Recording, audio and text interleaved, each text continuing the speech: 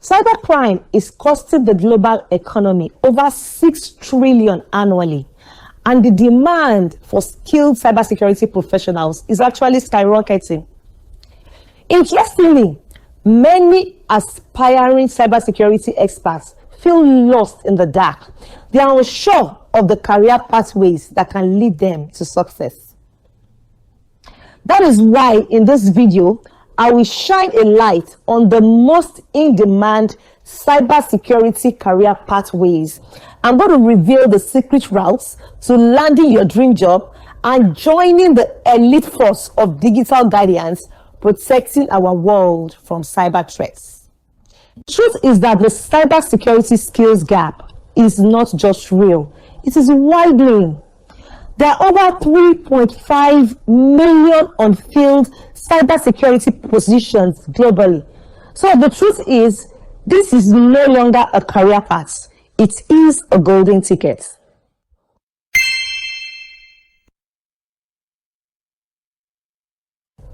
One of the strategic moves that separates forward-thinking professionals from thousands of others with the same technical skills is not necessarily knowledge. No, it's not.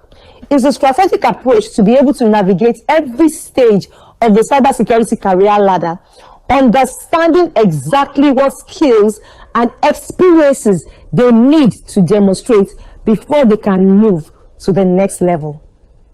I've seen this pattern repeatedly across hundreds of successful cybersecurity professionals because the field rewards those who approach their career with the same systematic, strategic mindset they bring to securing systems. And that exactly is what I will be sharing with you today.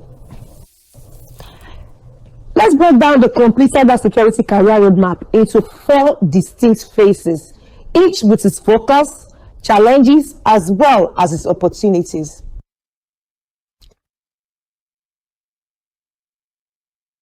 The first phase is what some people will call the foundation phase. That is when the career is between 0 and 2 years. On the tech career ladder, it is referred to as the entry phase, but we call it the appreciation phase on our ladder of learning and influence. This phase typically comes through roles like security analyst, a tier 1 SOC analyst, or a security administrator. These positions usually form the foundation of the cybersecurity. The key focus during this phase is not specialization. It is building breadth across multiple security domains. So it is important to understand the basics of network security, endpoint protection, identity management, security monitoring, as well as incident response. One of the biggest mistakes that I see people making at this stage is getting lost in collecting certifications without understanding practical application. Yes, a certification like Security Plus is actually a valuable door opener, but the truth is it must be paired with hands-on experience. I need you to understand that what separates successful early career professionals is that they have the ability to create opportunities to practice security skills. Action builds momentum, and the more you practice, the better you become at it. So here are my suggestions for you. Number 1, I need you to use a simulation lab to learn and test real life skills. Number 2, ensure that you build your own lab to be able to practice your security tools. Number 3, contribute to open source security projects. Number 4, practice in capture the flag competitions. Number 5, you should volunteer for security related tasks in your current IT role.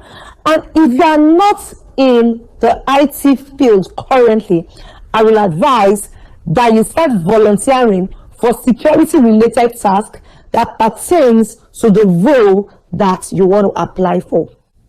Number 6, volunteer for non-profits or organizations that might need your skills.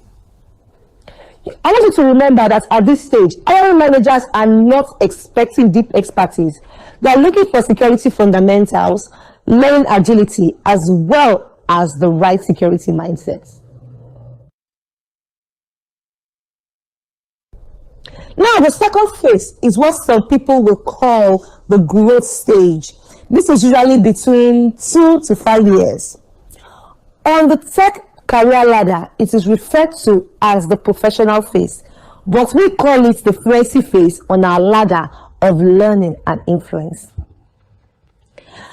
As you progress to a level of independence on your career journey, your focus will start to shift from breadth to developing deeper expertise in selected domains.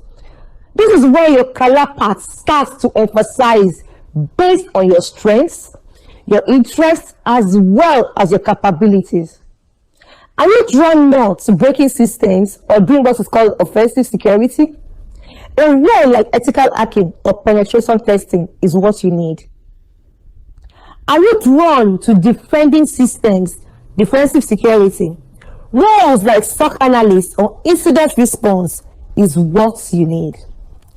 Are you drawn to building secure systems? That will probably be security architecture.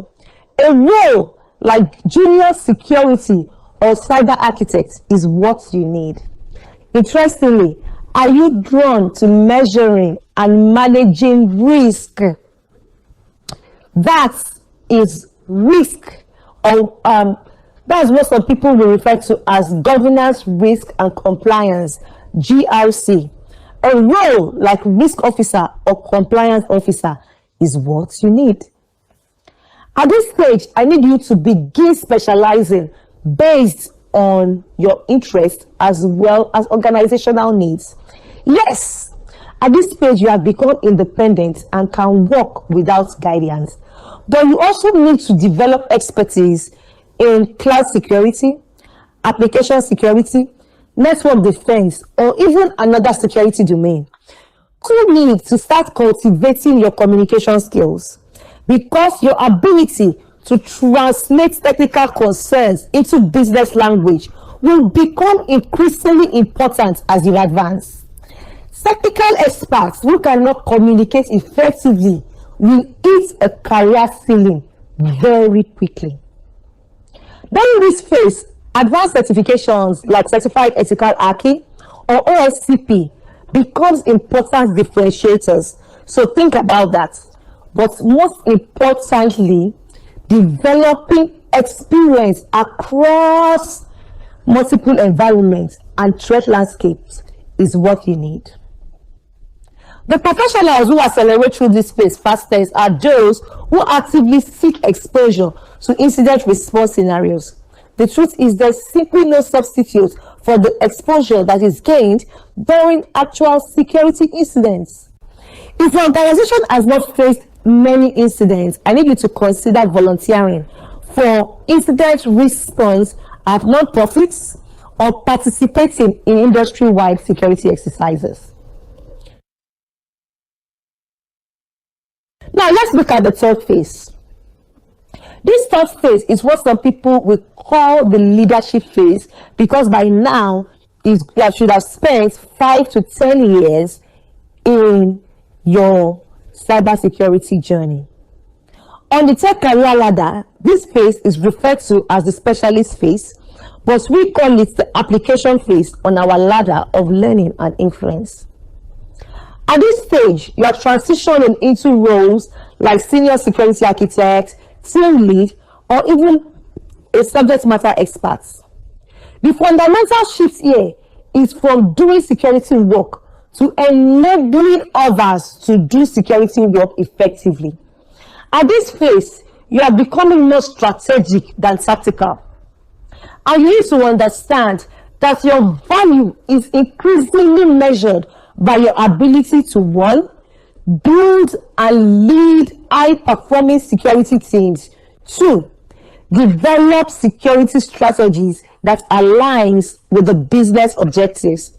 3, be able to navigate organizational politics to implement security initiatives. 4, be able to manage security budgets and demonstrate the return on investment. Many technical security experts struggle with this transition. They have spent years being rewarded for their individual technical knowledge, and suddenly they are in positions where success depends on leadership and strategic skills that they are yet to develop. Observation: the most successful security leaders approach leadership development as methodically as they approached their technical learning. What they do is they seek mentors, they study management practices, and they deliberately practice difficult conversations. Transitioning from purely technical execution to strategic planning and team leadership is just the starting point. You need to develop business acumen by practicing in cross-functional initiatives and understanding how security enables business growth rather than impeding it. You need to build relationships outside of the security team, particularly with other IT teams, the legal team, the project management team, and business unit leaders. You need to understand that this is also where your professional network becomes increasingly valuable. The best security leaders maintain connections across organizations so that they can share knowledge, benchmark their programs, and stay current on emerging threats as well as defense techniques. Now, the best certifications I will advise that you get at this point includes your CISM, C-Risk, as well as CGE-IT. Let's look at the 4th phase. Now, this is the highest phase. The 4th phase is what some people will call the executive phase, because at this stage, you have spent 10 years and above on your cybersecurity journey. On the tech career ladder, this phase is usually referred to as the management phase, but we call it the mastery phase on our ladder of learning and influence.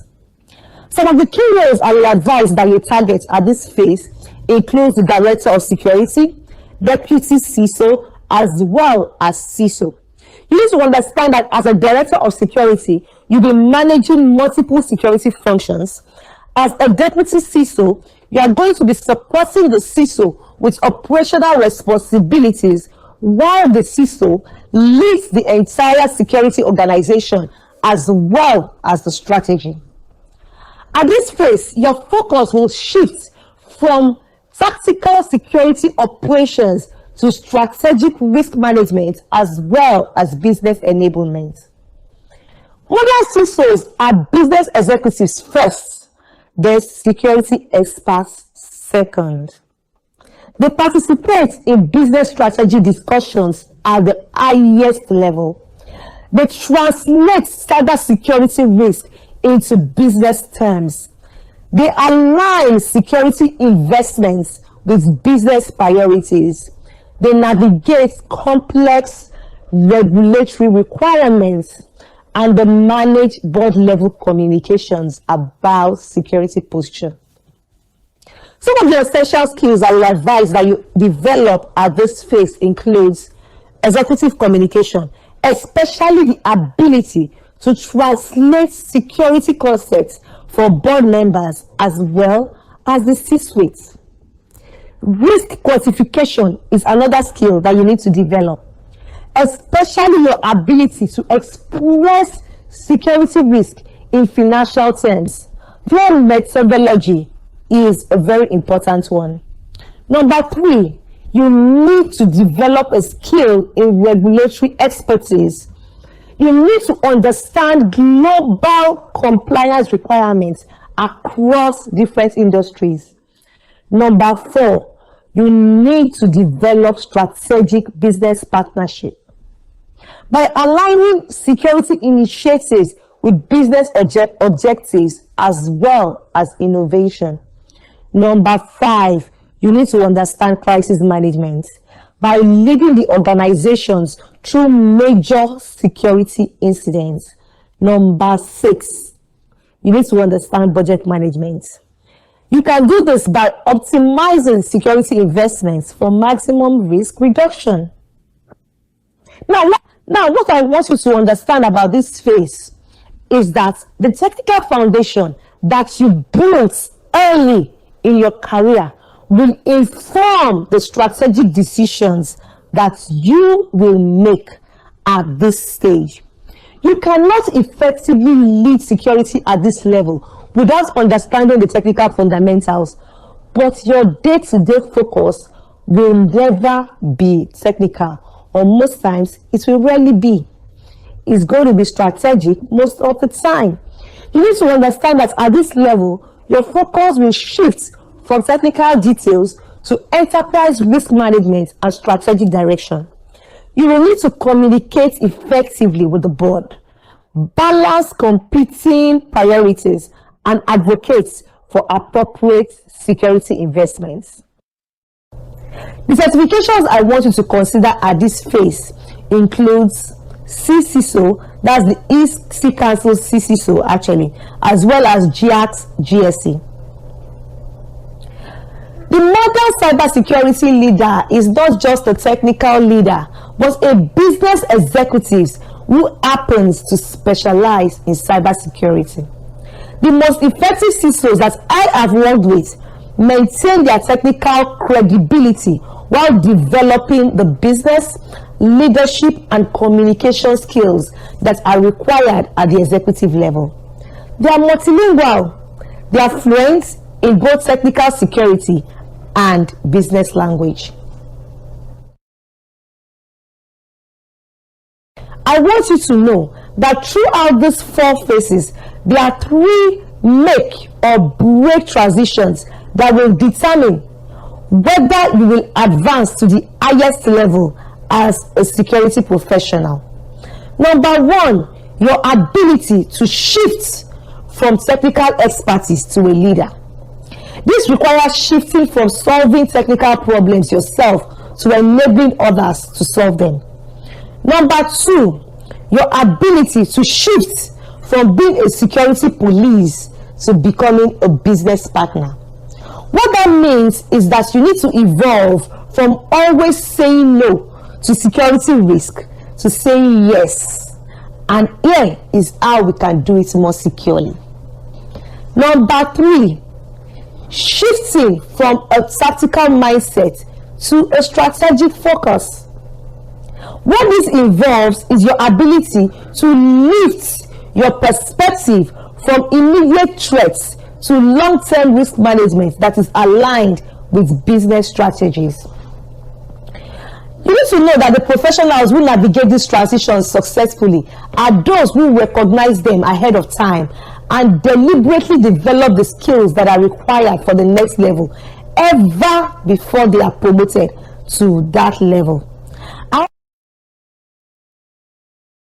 want you to know that beyond the traditional progression that I have just explained, several specialized paths have emerged that can accelerate your journey. The first one is cloud security. With organizations rapidly shifting to cloud environments, specialists in securing cloud infrastructure are in extraordinarily high demand. Number 2, security automation. As security tools are proliferating, the ability to integrate and automate security processes will become more increasingly valuable. Number 3, security data science. By applying machine learning to threat detection and response, you can create new career opportunities at the intersection of data science and security. Number 4, security for critical infrastructure. Wow. Protecting operational technology and industrial control systems requires specialized knowledge that commands premium salaries. So if you have a good understanding of how to prepare security for critical infrastructure, it can accelerate your cybersecurity journey. If we look ahead, the most valuable security professionals in the next decade will be those who understand how AI is transforming both attacks and defenses, how to secure increasingly complex supply chains, how to implement zero trust architectures at scale, and how to navigate global privacy and security regulations. Now, I want you to know that the beauty of a field like cybersecurity is that it actually rewards both depth and breadth. You can build a successful career by becoming the foremost expert in a narrow security domain. At the same time, you can develop sufficient expertise across multiple domains if you see the bigger picture. I'm going to give you an exercise that has landed some of my mentees interviews at Fortune 500 companies, and I challenge you to complete it today. Not tomorrow, not next week, but today. Here's how it's going to work. The first step, I want you to target role identification by taking 15 minutes to research the job description for the role that is one level above your current position. Now, if you are not in cybersecurity yet, I need you to look at entry-level security analyst positions. Say 5 to 10 of those job descriptions that actually appeal to you. Number 2, I want you to create a spreadsheet with 3 columns. The first column will be technical skills, the second column will be soft skills, and the third column will be certifications. What you will do is that you are going to review each job description and extract every requirement listing, each in the appropriate column. You will notice a certain pattern of what is consistently required. Now, the third step, I need you to honestly rate yourself on each skill on a scale of 1 to 5.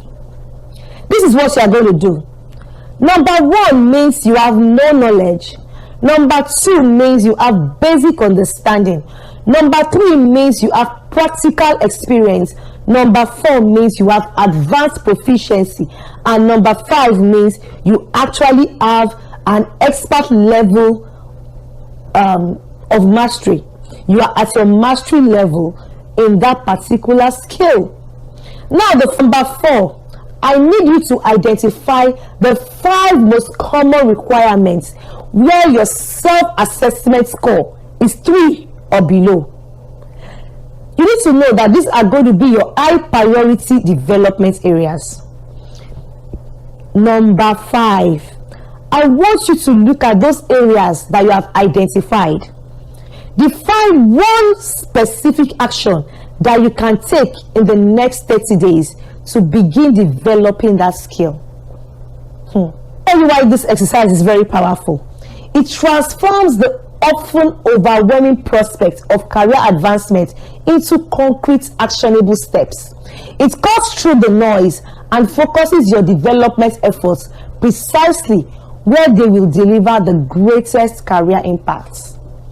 Today, I'm going to challenge you to complete the exercise today.